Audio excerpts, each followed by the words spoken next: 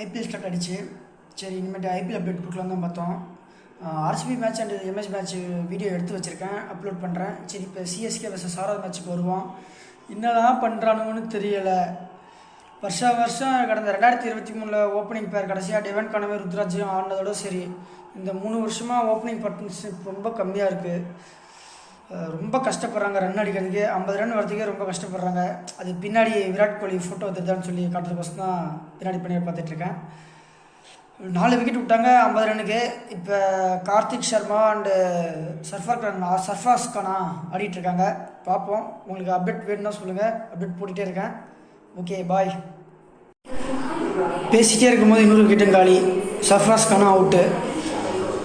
ரொம்ப கஷ்டமாக இருக்குது. சிஎஸ்கே ஃபேனாக இருக்கவே எல்லோரும் கலாய்ப்பாங்கன்னே தெரிய வாய் விட்டேன். மும்பை ஜெயிக்காது, அதை ஜெயிக்காது, ஆர்சிபி ஜெயிக்காதுன்ட்டு. அவங்களாம் நல்லா தான் இது பண்ணுறாங்க. டாஸ்லேயே தோற்றுட்டோன்னு நினைக்கிறேன். தெரிஞ்சு ஃபஸ்ட்டு டாஸ் வின் பண்ண ஏதாவது ஒன்று பண்ணணும். பார்ப்போம் என்ன நடக்குதுன்னு. இதுக்கப்புறம் 177க்கு ஆல் அவுட் ஆகிட்டாங்க எல்லாருமே. என்னதான் சொல்கிறதுன்னு தெரில. ஓவர் டைம் மட்டும் கொஞ்சம் நம்பிக்கை விதமாக ஒரு 43 42 அடித்தார். சரி, பார்ப்போம் செகண்ட் ஹாஃப் என்ன பண்ணலாம்னு சொல்லி பார்க்கலாம். ரொம்ப கடுப்பாக இருக்குது மேட்ச் பார்க்கவே. 2 நாள் நல்லா இருந்துச்சு, அடி வதையாக இருந்துச்சு. இன்றைக்கி சிஎஸ்கே பிடிச்சி பொக்கு போன்னு குத்தி விட்டாங்க. எதாக இருந்தாலும் பார்க்கலாம். சரி, பார்ப்போம் செகண்ட் ஹாஃப் என்ன ஆகுதுன்ட்டு.